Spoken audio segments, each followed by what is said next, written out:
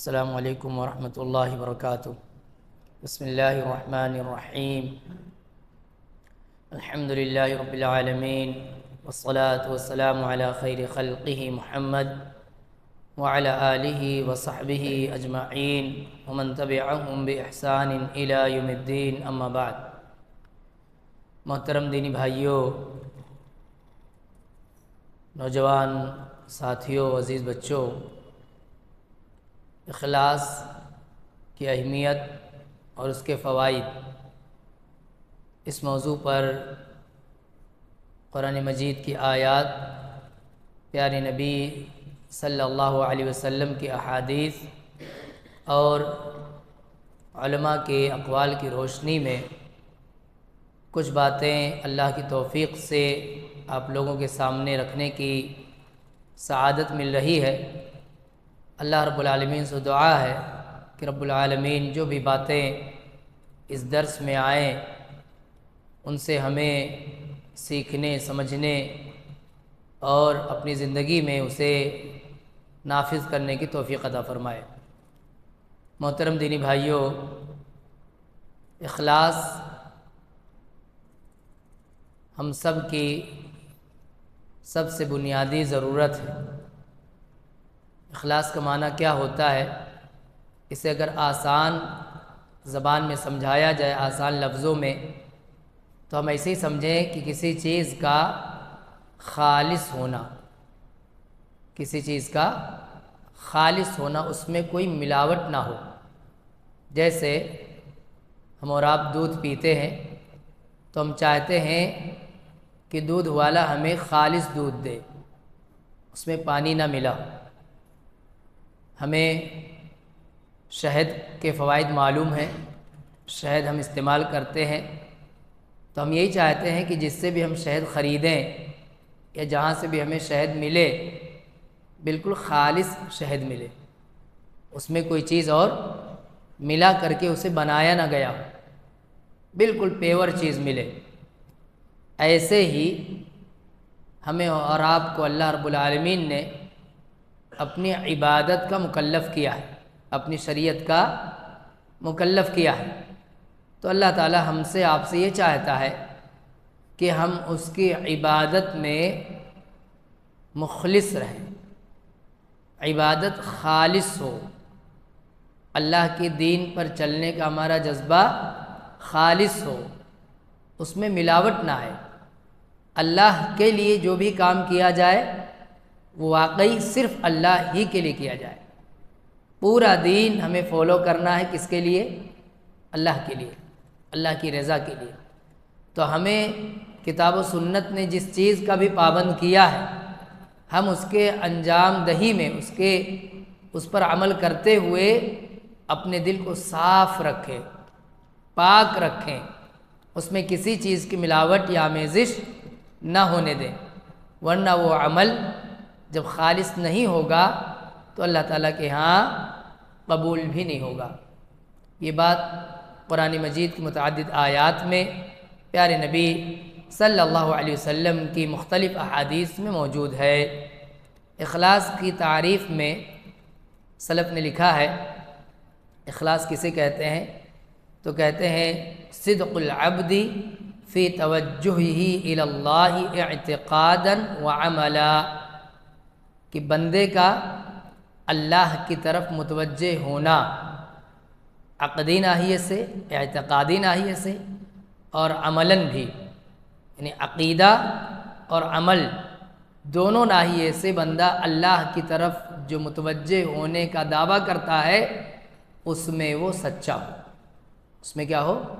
سچا ہو، اسی کو اخلاص کہتے ہیں۔ اخلاص سے متعلق سلف کی بہت سارے اقوال موجود ہیں، چند ایک آپ لوگوں کے سامنے پیش کروں گا۔ ابراہیم بن ادہم کہتے ہیں الاخلاص صدق النیت مع اللہ، اخلاص کہتے ہیں اللہ کے ساتھ آپ کی نیت سچی ہو، اللہ کے ساتھ آپ کی نیت سچی ہو، اس کو کیا کہتے ہیں؟ اخلاص کہتے ہیں۔ ایسے سہل بن عبداللہ کہتے ہیں الاخلاص ان یکون سکون العبد وحرکاتہ للہ، کہ اخلاص کہتے ہیں کہ بندے کا سکون اور اس کی حرکتیں دونوں اللہ کے لیے، یعنی ٹھہرا ہے تو بھی اللہ کے لیے، اور حرکت میں ہے تو بھی اللہ کے لیے، خاموش ہے تو بھی اللہ کے لیے، بول رہا ہے تو بھی اللہ کے لیے، کچھ کر رہا ہے تو اللہ کے لیے، کسی چیز سے رکا ہوا ہے تو اللہ کے لیے۔ سکون العبد و حرکاتہ للہ، اللہ ہی کے لیے اس کی حرکتیں بھی ہیں، اللہ تعالیٰ کے لیے اس کا ٹھہراؤ بھی ہے، اس کا سکون بھی ہے۔ ایسے ابو عثمان کہتے ہیں کہ نسیان رؤیت الخلق بدوام النظر الی الخالق، کہتے ہیں اخلاص یہ ہے کہ بندہ اللہ کی طرف ایسے متوجہ ہو کہ پھر بندوں کو بھول جائے، پھر مخلوق کو بھول جائے، خالق کے لیے عمل کرنے میں ایسا متوجہ ہو کہ پھر مخلوق کی پرواہ نہ کرتا ہو، مخلوق کے لیے، بندوں کی خوشی کے لیے کچھ کرنا ایسا اس کے دماغ میں بھی نہ آتا ہو۔ ایسے ایک اور قول ہے کہ الاخلاص استواء اعمال العبد فی الظاہر والباطن، اخلاص کہتے ہیں بندے کے اعمال برابر ہوں، چاہے وہ پوشیدہ ہوں چاہے وہ چھپے ہوئے، یعنی کوئی دیکھ رہا ہے تو بھی ویسی کرے گا اور کوئی نہیں دیکھ رہا تو بھی ویسی کرے گا، اس کو فرق نہیں پڑے گا۔ نماز تنہا مسجد میں ہے، نماز پڑھ رہا ہے یا گھر میں پڑھ رہا ہے تو بھی اللہ کے لیے پڑھ رہا ہے، کوئی اسے دیکھنے لگے تو بھی وہ اللہ ہی کے لیے پڑھے، اس کے دل میں کوئی بات نہیں آنی چاہیے مخلوق کی رضا کے لیے، مخلوق کو خوش کرنے کے لیے۔ ایسے ہی ایک صاحب سے سوال کیا گیا، سلف میں سے ہیں، تو ان سے پوچھا گیا ایُّ شیء اشد علی النفس، یہ بتائیے کہ نفس پر سب سے زیادہ سخت چیز کون سی ہے، نفس پر سب سے بھاری چیز کون سی ہے، انسان پر سب سے گراں چیز کون سی ہے؟ تو کہتے ہیں الاخلاص۔ کیا کہتے ہیں؟ اخلاص بہت مشکل ہے، اخلاص بہت بھاری ہے۔ کیوں کہتے ہیں؟ لِأَنَّهُ لَيْسَ لَهَا فِيهِ نَصِيب، اس لیے کہ جہاں اخلاص ہوتا ہے وہاں نفس کا کوئی حصہ نہیں رہ جاتا، نفس کا کوئی دخل نہیں رہ جاتا، پھر خواہش، انسان کی خواہش، انسان کی آرزو تمنا، یہ سب کے لیے جگہ نہیں رہ جاتی۔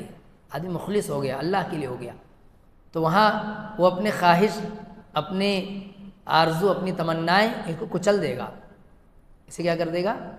کچل دے گا، خالص اللہ کے لیے ہو جائے گا۔ ایسے ہی سہل بن عبداللہ کا ایک اور قول ہے، وہ کہتے ہیں نظر الاکیاس فی تفسیر الاخلاص فلم یجدوا غیر ھذا، کہتے ہیں کہ جب عقل مندوں نے اخلاص پر غور و خوض کیا، عقل مندوں نے، بڑے بڑے دماغ نے غور کیا کہ اخلاص یہ ہے کیا چیز، تو کہتے ہیں کہ یہی نتیجہ نکلا کہ ان تکون حرکتہ و سکونہ فی سرہ و علانیتہ للہ تعالی، کہ بندے کا حرکت، بندے کا ٹھہراؤ، اس کا چاہے وہ علی الاعلان ہو چاہے تنہائی میں ہو، سب کچھ اللہ کے لیے ہو جاتا ہے، سب کچھ اللہ کے لیے ہو جاتا ہے۔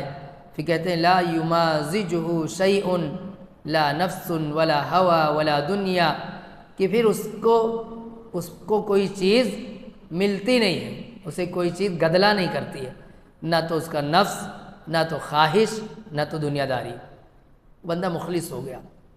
مثال کے طور پر یہ پانی ہے، خالص پانی، اس میں نہ تو شکر ہے، نہ اس میں نمک ہے، نہ اس میں کوئی رنگ ہے، کچھ نہیں، خالص صرف اور صرف کیا ہے؟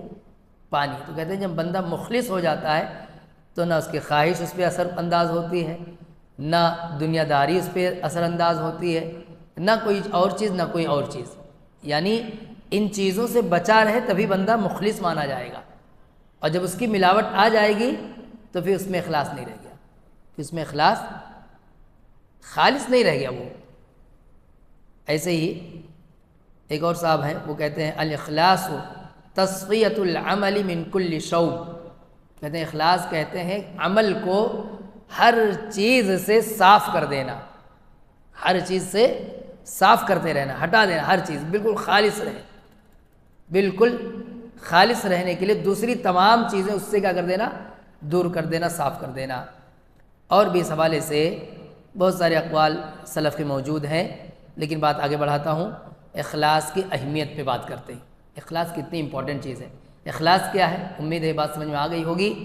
اب یہ سمجھنا کہ اخلاص کی اہمیت کیا ہے، تو اس حوالے سے قول ہے العمل صورہ والاخلاص روح، کہتے ہیں عمل یہ صورت ہے، عمل کیا ہے، یہ صورت ہے، یعنی نظر آنے والی چیز ہے، والاخلاص روح، اور اخلاص کیا ہے، روح ہے۔ جیسے ہمارا جسم ہے یہ ہمیں نظر آتا، دکھتا ہے، اس کو مان لیں آپ کہ یہ عمل ہے، لیکن روح دکھائی نہیں دیتی، روح کو ہم دیکھ نہیں سکتے۔ ایسے ہی اخلاص، ایسے کیا ہے، اخلاص ہے، کسی بھی عمل کے اندر اصل روح اس کی اخلاص ہوتی ہے۔ اخلاص جیسے جسم سے روح نکل جائے تو مردہ ہے، جسم کیا ہے پھر، مردہ ہے، بے سود بے فائدہ ہو گیا۔ ایسے کسی بھی عمل سے کیا نکل جائے، اخلاص نکل جائے تو گویا اس کی روح نکل گئی، گویا اس کی روح نکل گئی، وہ عمل مردہ ہو گیا۔ تو کہتے ہیں اذا لم تخلص فلا تتعب، جب مخلص نہ رہ جاؤ تو پھر تھکو نہیں۔ جب کسی عمل کے کرنے میں تمہارے اندر اخلاص نہ رہ جائے تو تھکنے کی ضرورت نہیں ہے، کیا فائدہ تھک کے، وہ عمل اللہ تعالیٰ کے قبول نہیں ہوگا۔ ابو امامہ الباہلی رضی اللہ تعالیٰ عنہ کہتے ہیں کہ اللہ کے رسول صلی اللہ علیہ وسلم نے فرمایا ان اللہ لا يقبل من العمل الا ما كان له خالصا وابتغي به وجهه، کہتے ہیں کہ بلا شبہ اللہ تعالیٰ کوئی عمل قبول نہیں کرتا، کوئی عمل اللہ تعالیٰ قبول نہیں کرتا جب تک کہ وہ خالص نہ ہو، تب تک اللہ تعالیٰ عمل قبول نہیں کرتا۔ خالص ہو یعنی وَابْتُغِيَ بِهِ وَجْهُهُ، اس کے ذریعے اللہ کی رضا مقصود ہو، اس کے ذریعے اللہ کی رضا مقصود ہو۔ اگر اللہ کی رضا مقصود نہیں ہے تو اس عمل میں بندہ کتنا تھکا ہے، کتنا وقت لگا ہے، کتنی انرجی لگی ہے، یہ سب کوئی چیز اللہ تعالیٰ کے یہاں فائدہ نہیں پہنچائے گی، کوئی چیز فائدہ نہیں پہنچائے گی، چاہے جتنا تھکا ہو، چاہے جتنا پیسہ لگا دیا ہو، چاہے جتنا وقت لگا دیا، چاہے جتنی قربانی دیا ہو، اگر وہ عمل اللہ کے لیے نہیں رہ گیا تو اس کے تھکنے کا کوئی فائدہ نہیں ہے۔ اخلاص کی ضرورت کیا ہے، یعنی اخلاص کتنی ضروری چیز ہے، یہ دیکھیں اللہ رب العالمین نے قرآن مجید میں فرمایا فَمَنْ كَانَ يَرْجُو لِقَاءَ رَبِّهِ فَلْيَعْمَلْ عَمَلًا صَالِحًا وَلَا يُشْرِكْ بِعِبَادَةِ رَبِّهِ أَحَدًا، فرمایا جسے اپنے رب سے ملنے کی آرزو ہو، جسے اپنے رب سے ملنے کی آرزو ہو، فَلْيَعْمَلْ عَمَلًا صَالِحًا، تو اسے چاہیے کہ وہ عمل صالح کرے، عمل کرے، کیسا عمل، جو صالح نیک عمل ہو۔ آگے فرمایا وَلَا يُشْرِكْ بِعِبَادَةِ رَبِّهِ أَحَدًا، اور اپنے رب کی عبادت کرتے وقت کسی کو شریک نہ کرو۔ جو عمل صالح ہے آپ انجام دے رہے ہیں صرف اللہ ہی کے لیے انجام دیں، اس میں کسی کو شریک نہ کرو، اس میں اس عبادت میں کوئی اور چیز مقصود نہ ہو، کسی اور کی رضا مقصود نہ ہو، یہ اخلاص کی ضرورت ہے۔ ایسے دینی بھائیوں، مخلص کسے کہتے ہیں، اگر یہ پوچھا جائے یا ہمیں خود اپنے آپ کو دیکھنا ہو کہ مخلص ہیں کہ نہیں ہیں، اور سب سے زیادہ اپنے آپ کو ہی دیکھنا چاہیے، سب سے زیادہ خود کو دیکھنا چاہیے کہ میں مخلص ہوں کہ نہیں ہوں، اتنی محنت کرتا ہوں، اتنی مشقتیں برداشت کرتا ہوں، یا اتنا وقت لگاتا ہوں، اتنی قربانیاں دیتا ہوں، یہ سب تو ہے، لیکن اخلاص ہے کہ نہیں ہے؟ اخلاص، جو عمل نیکی دین کے نام پر انجام دیا جا رہا ہے، اس میں اللہ کے لیے مخلص ہوں کہ نہیں ہوں، یہ اگر چیک کرنا ہو کسی کو بھی تو اس کی کچھ نشانیاں ہیں جس سے آدمی اپنے بارے میں ضرور پتہ پا جائے گا کہ میں مخلص ہوں یا نہیں مخلص ہوں۔ ایک قول ہے هو الذی یعمل ولا يحب ان يحمده الناس، ایک نشانی یہ ہے کہ بندہ عمل کرتا ہے اور یہ پسند نہیں کرتا کہ لوگ اس کی تعریف کریں، یہ اس کو یہ پسند نہیں ہے کہ لوگ اس کی تعریف کریں۔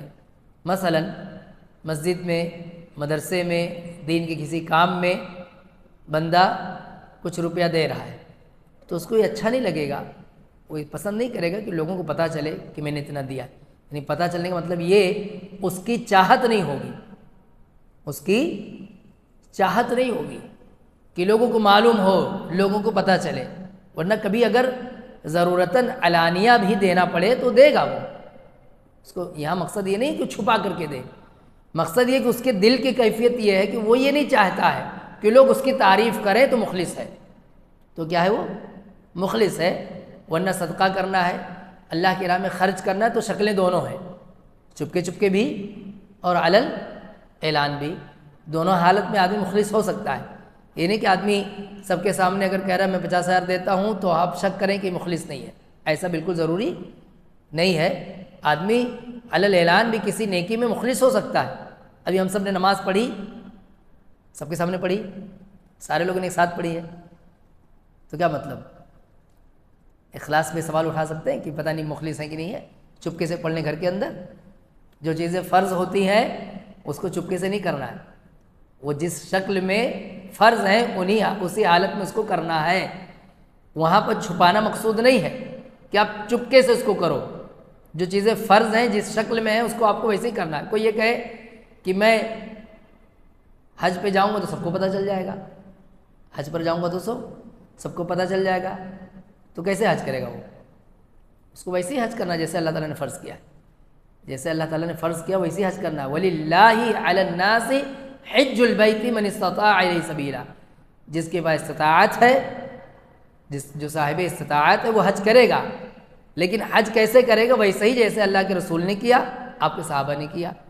اب یہ ایسی چیز نہیں کہ اس کو چھپا لے آدمی، اس کو چھپا کر کے نہیں کیا جا سکتا، تو اخلاص وہیں پیدا کرنا ہے کہ سب کے سامنے بھی عمل کرے گا لیکن بندہ مخلص رہے گا، مخلص رہے۔ فرض نماز ہم مسجد میں آ کے سب کے ساتھ جماعت کے ساتھ پڑھیں گے اور اخلاص وہاں پیدا کرنا ہے، اخلاص وہاں پیدا کرنا ہے۔ تو اخلاص کا مطلب یہ نہیں کہ جو عمل تنہائی میں انجام دیا جائے گا وہیں اخلاص رہے گا، اخلاص یہ ہے کہ چاہے تنہائی میں عمل انجام دو چاہے سب کے سامنے، آپ کے اندر یہ فیلنگ نہیں ہونی چاہیے کہ لوگ میری تعریف کریں، سمجھ رہے؟ آپ کے دل میں یہ جذبہ نہیں ہونا چاہیے کہ لوگ میری تعریف کریں، تو آپ مخلص ہیں، پھر چاہے وہ عمل چپکے سے انجام دے یا علل اعلان انجام دے۔ صدقے کے معاملے میں خاص طور پر یہ مسئلہ سمجھیں کہ صدقہ، نفلی صدقہ، اسے ایسے ہی کرنا چاہیے کہ دائیں ہاتھ سے دیں تو بائیں ہاتھ کو خبر نہ ہو، یہ افضل ہے، یہ کیا ہے؟ افضل ہے، بہتر ہے۔ لیکن زکوٰۃ کی رقم، اگر آپ کو زکوٰۃ نکالنی ہے، کیا ہے؟ یہ فرض ہے، یہ کیا ہے؟ یہ فرض ہے، تو وہ آپ کا تو ویسے بھی فرض ہے، جہاں اسلامی نظام چلے گا وہاں تو آ کے آپ سے لوگ لے کے جائیں گے، وہاں آپ کو بتانا ہی پڑے گا کہ میری اتنی زکوٰۃ نکلی ہے، مجھے یہ زکوٰۃ دینا ہے، وہاں آپ چھپا نہیں سکتے، وہاں آپ اس کو چھپا نہیں سکتے۔ ایسی نفلی نمازیں آپ اپنے گھر میں نماز پڑھیں، تہجد کی نماز چپکے چپکے پڑھیں، دنیا کو نہیں معلوم ہو، وہاں نفلی طور پر نمازیں آپ جتنی پڑھ لیں اچھی بات ہے، لیکن فرض نماز آپ چھپا کے پڑھیں گے، گھر کے کسی کونے میں پڑھیں گے کہ چپکے سے پڑھ لوں کسی کو پتہ نہ چلے اور یہ سوچے کہ میں مخلص ہوں، تو ایسا نہیں ہے۔ شریعت نے جہاں جیسا رکھا ہے وہ بالکل ویسے ہی رہے گا، آپ کو اسی حالت میں کیا کرنا ہے؟ اخلاص پیدا کرنا ہے۔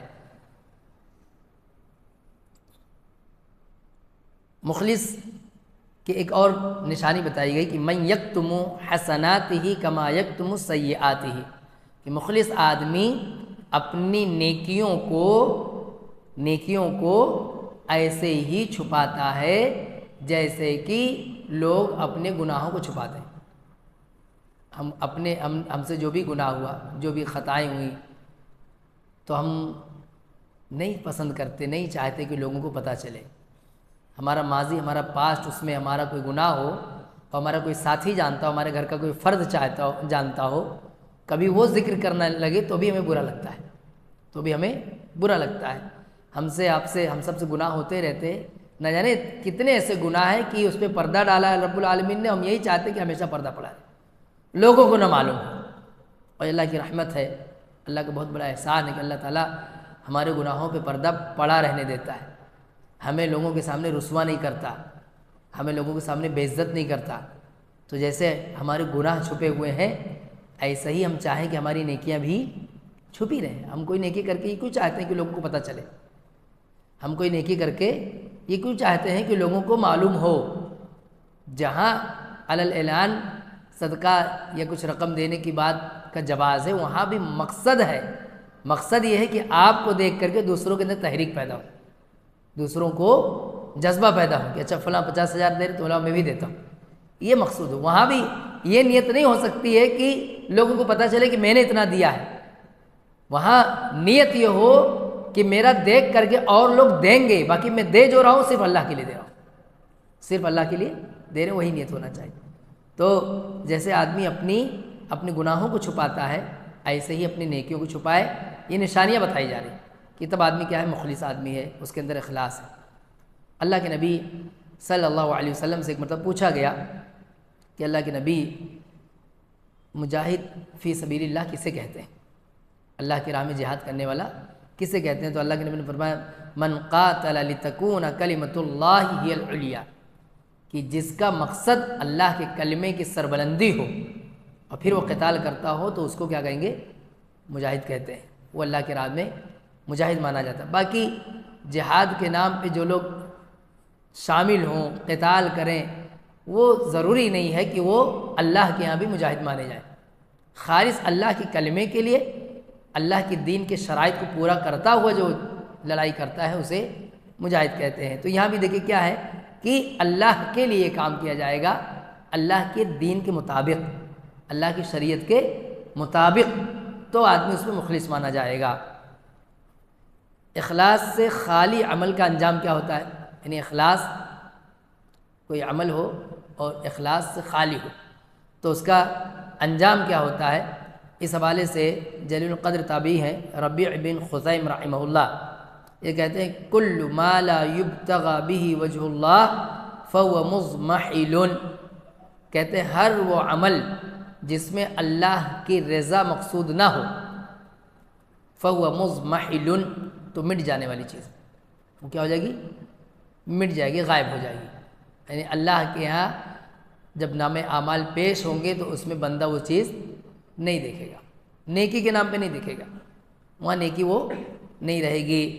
ایسے اللہ رب العالمین نے فرمایا من کان یرید الحیات الدنیا وزینتها نوفی الیہم اعمالہم فیہا وہم فیہا لا یبخسون، جو شخص دنیا کی زندگی اور اس کی زینت پر فریفتہ ہوا چاہتا ہے، ہم ایسوں کو ان کے کل اعمال کا بدلہ یہیں بھرپور پہنچا دیتے ہیں، یہیں دنیا میں دے دیتے ہیں، اور یہاں انہیں کوئی کمی نہیں کی جاتی۔ ہاں یہی وہ لوگ ہیں جن کے لیے آخرت میں سوائے آگ کے اور کچھ نہیں، آخرت میں کوئی بدلہ نہیں، آخرت میں کوئی فائدہ نہیں، اور جو کچھ انہوں نے یہاں کیا ہوگا وہاں سب اکارت ہو جائے گا، سب کچھ کیا ہو جائے گا؟ برباد۔ وَحَبِطَ مَا صَنَعُوا فِيهَا وَبَاطِلٌ مَا كَانُوا يَعْمَلُونَ، حبط ہو جائے گا، سب کچھ ضائع ہو جائے گا۔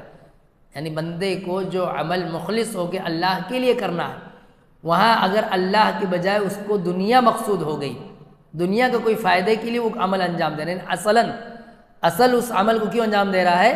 دنیا کے لیے، اللہ کی رضا، اللہ کی چاہت، اللہ کی خوشنودی اس کا انٹینشن ہے ہی نہیں، تو اس کی بہت بھیانک سزا ہے کہ یہاں دنیا مل جائے گی، جو چاہ رہا وہ اللہ تعالیٰ دے دے گا، لیکن آخرت میں اس کا کوئی فائدہ نہیں ملے گا۔ تو عمل جب اخلاص سے خالی ہو جاتا ہے تو حبط ہو جاتا ہے، برباد ہو جاتا ہے، اس پر اس کو کوئی فائدہ نہیں ملتا۔ ایسی دینی بھائیوں، ابی بن کعب رضی اللہ تعالیٰ عنہ سے روایت کہتے ہیں کہ اللہ کے رسول صلی اللہ علیہ وسلم نے فرمایا فمن عمل منہم عمل الآخرۃ للدنیا، کہ جو آدمی آخرت کا کوئی عمل انجام دیتا ہو، یعنی جس کا فائدہ آخرت میں ملنا ہے، اس عمل کو انجام دیتا ہو لدنیا، دنیا کے لیے، لم یکن لہ فی الآخرۃ نصیب، تو اب آخرت میں اسے اس کا کوئی فائدہ نہیں ملے گا۔ یہ دنیا میں چاہے فائدہ تو دنیا ہی میں اس کو فائدہ مل جائے گا۔ بڑی مشہور حدیث ہے، یاد دلاؤں، بہت مشہور حدیث ہے۔ ایک عالم ہوگا، ایک صدقہ خیرات کرنے والا ہوگا اور ایک مجاہد ہوگا، تینوں کو آخرت میں پیش کیا جائے گا، تینوں اپنے اپنے اعمال کا حوالہ دیں گے۔ اللہ تعالیٰ ان سے پوچھے گا، لمبی حدیث ہے مختصر بتا رہا ہوں، کہ اللہ تعالیٰ ان سے پوچھے گا کہ میں نے تمہیں فلاں نعمت دی تھی، میں نے تمہیں فلاں نعمت دی تھی، میں نے تمہیں فلاں نعمت دی تھی۔ وہ کہیں گے اللہ تعالیٰ تو نے دیا تھا اور میں نے اس کا تیرے لیے یوز کیا، یعنی جس کے پاس مال ہوگا وہ کہے گا اللہ تو نے مجھے مال دیا تھا، میں تیرے مال سے میں نے لوگوں کو فائدہ پہنچایا، میں نے خوب صدقہ خیرات کیا وغیرہ وغیرہ۔ اللہ تعالیٰ کہیں گے کہ تو یہ سب اس لیے کرتا تھا تاکہ تجھے کہا جائے کہ تو بہت بہت دان کرنے والا ہے، بہت صدقہ خیرات کرنے والا ہے۔ فقط قیل، تو کہہ دیا گیا۔ اب دیکھیں آپ کہ وہ عمل جو اللہ کے لیے ہونا چاہیے تھا، یہاں بندے کا مقصد لوگوں کی واہوائی ہو گئی، لوگوں کی واہوائی ہو گئی، تو اللہ تعالیٰ اس کا نہ صرف یہ کہ آخرت میں بدلہ نہیں دے گا بلکہ اس پہ سزا بھی دے گا، بلکہ اس پر سزا بھی دے گا۔ ایسے ہی ایک بندہ کہے گا کہ میں تیرے راہ میں لڑتا رہا یہاں تک کہ شہید ہو گیا، اللہ تعالیٰ کہیں گے تو لڑی اس لیے رہا تھا تاکہ تجھے کہا جائے کہ بہت بہادر ہے، بہت جری ہے، بہت باہمت ہے، بہت بریو ہے۔ ہو گیا، وہ چیز تجھے دنیا میں دے دی گئی، یہاں تیرا کوئی حصہ نہیں، اور پھر اس کو بھی چہرے کے بل گھسیٹ کر کے جہنم میں ڈال دیا جائے گا۔ ایک آدمی جو اللہ تعالیٰ نے اسے علم سے نوازا تھا، وہ اپنے علم کے ذریعے لوگوں کی واہوائی چاہتا تھا، وہ چاہتا تھا لوگ یہ کہیں کہ بہت اچھی تقریر کرتے ہیں، بہت اچھا علم ہے، تو اس کو اس کے علم کا جو فائدہ آخرت میں ملنا تھا کہ اللہ کی رضا کے لیے وہ کام کرتا، اللہ تعالیٰ اسے جنت دیتا، اللہ تعالیٰ اسے اچھا بدلہ دیتا، اس کو اللہ تعالیٰ اس کے بلند درجات کرتا، تو بجائے اس کے کہ اب آخرت میں اسے یہ ملے، اسے الٹا سزا ملے گی کہ تمہارا مقصود دونوں لوگوں کو خوش کرنا تھا، لوگوں کی طرف سے واہوائی بٹورنا تھا، تو وہ چیز تمہیں مل گئی، اب آخرت میں اس کی سزا ملے گی آخرت میں۔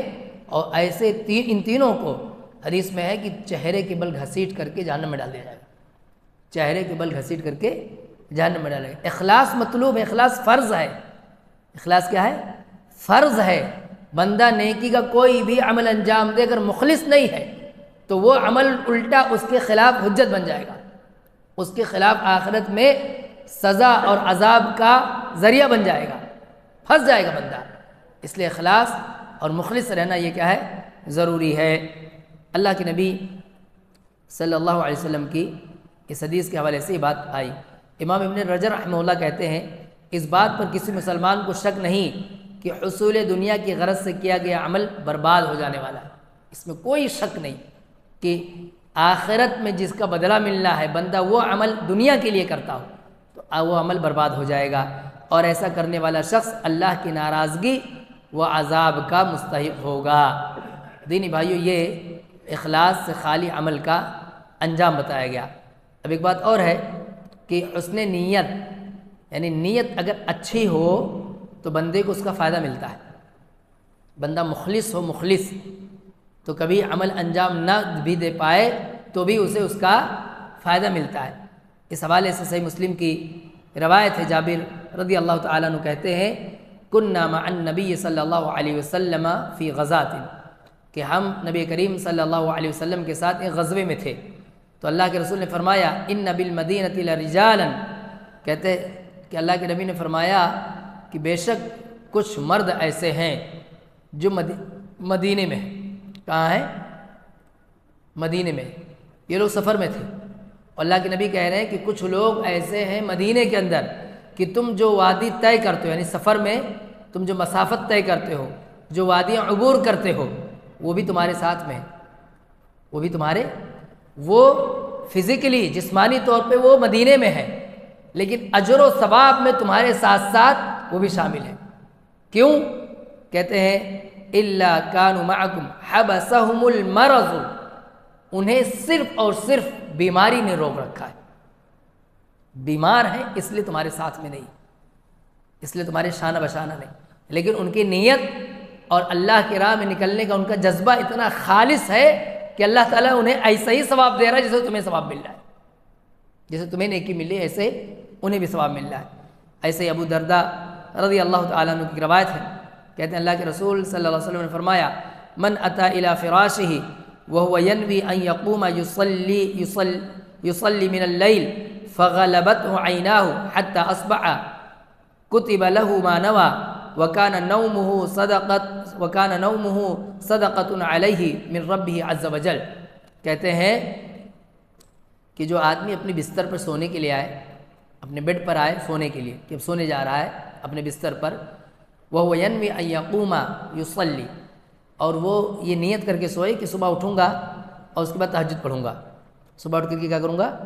تہجد پڑھوں گا، فغلبتہ عیناہ، لیکن اس کی آنکھ لگ گئی، اس کی آنکھ غالب آ گیا، نہیں سویا پڑا رہا، اٹھ نہیں پایا، جاگ نہیں پایا وہ، تو کہتے ہیں کتب لہ ما نویٰ، تو چونکہ اس نے نیت کی تھی، اس نے نیت کی تھی کہ صبح اٹھ کر کے تہجد پڑھے گا تو اس کا ثواب ملے گا، نیت میں خالص تھا تو ثواب اسے ملے گا۔ اور کہتے ہیں وکان نومہ، اور اس کی نیند یعنی جو سویا پڑا تھا یہ صدقۃ علیہ من ربہ عز وجل، اللہ رب عز وجل کی جانب سے اسے ایک طرح کا گفٹ ہو گیا کہ اللہ نے ثواب بھی دے دیا اور اس کو صلح بھی دیا، وہ جو سویا رہا وہ کیا ہو گیا؟ اللہ کی طرف سے اسے گفٹ ہو گیا۔ یہ فائدہ کس لیے مل رہا ہے؟ کہ بندہ مخلص تھا، صبح اٹھ کر کے تہجد کی نماز پڑھوں گا، یہ اس کی نیت تھی، لیکن نہیں اٹھ سکا تو خالص نیت ہونے کی وجہ سے اللہ تعالیٰ اسے ثواب سے محروم نہیں کرے گا، اللہ تعالیٰ اسے ثواب دے گا۔ یہ اخلاص کا فائدہ ہے۔ اخلاص کا کیا ہے؟ فائدہ ہے۔ اخلاص کا ایک فائدہ یہ ہے کہ اخلاص ہے تبھی اللہ کے یہاں عمل قبول ہوگا، ورنہ اللہ تعالیٰ کے یہاں عمل قبول نہیں ہوگا۔ اس کے برعکس بری نیت، یعنی بندے کی اگر نیت خراب ہے کسی مسئلے میں تو اس کا وبال ہوتا ہے، اس کا کیا ہے؟ وبال، یعنی اس کا خمیازہ اسے بھگتنا پڑے گا۔ اس حوالے سے ایک حدیث ہے، اللہ کے نبی صلی اللہ علیہ وسلم نے فرمایا اذا التقى المسلمان بسیفیہما فالقاتل والمقتول فی النار، کہ جب دو مسلمان اپنی تلواریں نکال کر قتال کرنے لگے، یعنی ایک دوسرے کی جان لینے کی کوشش کرنے لگے، تو قاتل ہو یا مقتول دونوں جہنم میں جائیں گے، قاتل ہو یا مقتول دونوں جہنم میں جائیں گے۔ تو اللہ کے رسول صلی اللہ علیہ وسلم سے پوچھا گیا، راوی حدیث کہتے ہیں کہ فقلت یا رسول اللہ، کہ میں نے کہا اے اللہ کے رسول، ھذا القاتل، یہ تو قاتل ہے جس نے قتل کیا ہے، یہ جہنم میں جائے گا، یہ تو سمجھ میں آ رہا ہے، فما بال المقتول، لیکن مقتول کیوں جائے؟ یعنی جس کا قتل ہو گیا ہے وہ کیوں جہنم میں جائے گا؟ قاتل جہنم میں جائے گا، اس نے قتل کیا ہے، لیکن جس کا قتل ہوا ہے بھلا وہ کیوں جہنم میں جائے گا؟ اللہ کے رسول بتائیے۔ صحابہ کرام کا طریقہ یہ تھا، آپ پوچھ لیتے تھے، سوال کوئی ذہن میں آتا تھا تو صحابہ اللہ کے رسول سے پوچھ لیتے تھے، اور واقعی ہمیں بھی سن کر کے ایسا لگتا کہ قاتل جہنم میں جائے، مقتول کیوں جہنم میں جائے گا؟ اللہ کے رسول کا جواب سنیے، کہتے ہیں انہ کان حریصا علی قتل صاحبہ، کہتے ہیں وہ اپنی نیت کی وجہ سے جائے گا۔ اس کی نیت کیا تھی؟ وہ بھی تلوار لے کے نکلا تھا نا، وہ بھی تو قتل کرنا چاہ رہا تھا، نیت خراب تھی کہ نہیں اس کی بھی؟ وہ کون سا بچنا چاہ رہا تھا قتال سے؟ جیسے وہ اسے قتل کرنا چاہ رہا تھا ویسے یہ بھی اس کو قتل کرنا چاہ رہا تھا، حریص تھا، یہ بھی تو قتال کر ہی رہا تھا، تلوار سے بھی تو لڑ ہی رہا تھا۔ اب دونوں میں سے کسی نے ایک کو پہلے مار دیا، دونوں میں سے کسی نے ایک کو پہلے مار دیا، لیکن قتل کی نیت میں دونوں یکساں تھے، اس لیے چاہے قاتل ہو چاہے مقتول دونوں جہنم میں جائیں گے۔ یعنی دوسرا جو مرا ہے اسے اس کی نیت کی وجہ سے جہنم میں جانا ہوگا، وہ اپنی نیت میں پکا تھا۔ یہ دیکھیے بری نیت کا نتیجہ، بری نیت کا نتیجہ، جیسی نیت ویسی برکت۔ اسی لیے بڑی اہم حدیث ہے جو امام بخاری رحمۃ اللہ علیہ نے صحیح بخاری پہلی حدیث رکھی ہے، انما الاعمال بالنیات، تمام اعمال کا دار و مدار نیتوں پر ہے، تمام اعمال کا دار و مدار نیتوں پر ہے۔ نیتیں خالص ہیں، نیتیں اچھی ہیں تو اچھی بات ہے، اچھا فائدہ ہوگا۔ نیتوں میں اگر غموض ہے، نیتوں میں اگر ملاوٹ ہے، نیتیں اگر خراب ہیں تو بندے کو اس کا نقصان ہوگا۔ ہم ساری عبادتیں دیکھ لیں، جتنی عبادتیں ہم انجام دیتے ہیں، اللہ کے نبی صلی اللہ علیہ وسلم نے یا قرآن مجید کی آیات میں ہمیں یہی ملتا ہے کہ ہم اس میں مخلص رہیں، بار بار اس کی تاکید کی جاتی، بار بار اس کی ताकीद है। कुल इन्न सलाती व नुसुकी व महयाया व ममाती लिल्लाहि रब्बिल आलमीन। ये ऐलान कीजिए, लोगों को बताइए, ये मेरी नमाज, मेरी कुर्बानी, मेरा जीना, मेरा मरना सब लिल्लाहि रब्बिल आलमीन। किसके लिए है? अल्लाह रब्बुल आलमीन। कनेक्ट रहे बंदा अल्लाह से ही कनेक्ट रहे, मुखलिस रहे। हज जैसे अजीम इबादत का सीज़न चल रहा, मौसम चल रहा है। वलिल्लाहि अलन्नास हिज्जुल बैति मन इस्तता इलैहि सबीला। अल्लाह के लिए हज करना है, अल्लाह की रज़ा के लिए। वहाँ भी बंदा मुखलिस। अभी हम चंद दिनों पहले या एक महीना से ज़ायद हुआ, रमज़ान में रोज़े रखते थे। मन साम रमज़ान ईमान वहतिसाबन, जिसने रमज़ान का रोज़ा रखा ईमान और सवाब के लिए, अल्लाह की रज़ा के लिए, गुफ़िर लहु मा तक़द्दम, तो उसके सारे गुनाह माफ़ हो जाएंगे। तो रोज़ा है, नमाज है, कुर्बानी है, हज है या सदका खैरात है, जितनी भी इबादतें हम अंजाम देते हैं, सारी इबादतों में मकसूद अल्लाह की रज़ा होनी चाहिए, इखलास होना चाहिए। इखलास है तो ही हमें उसका फ़ायदा मिलेगा। बंदा अगर मुखलिस नहीं रह गया तो उसे दुनिया में या आखिरत में कोई फ़ायदा मिलने वाला। दुनिया में तो जो चाहेगा उसे कभी अल्लाह ताला दे भी देता है, कभी मिल भी जाता है, लेकिन आखिरत में कोई नसीब नहीं, आखिरत में उसका कोई फ़ायदा नहीं है। अल्लाह ताला से दुआ है कि जो बातें बताई गई अल्लाह ताला हमें समझने के बाद उस पर अमल करने की तौफीक अता फ़रमाए। अल्लाह ताला हमें नेक बनाए, सालेह बनाए और हमें इखलास के साथ अपनी ज़िंदगी गुजारने की तौफीक अता फ़रमाए। आमीन। तक़ब्बल या रब्बल आलमीन। अस्सलामु अलैकुम व रहमतुल्लाहि व बरकातुहू।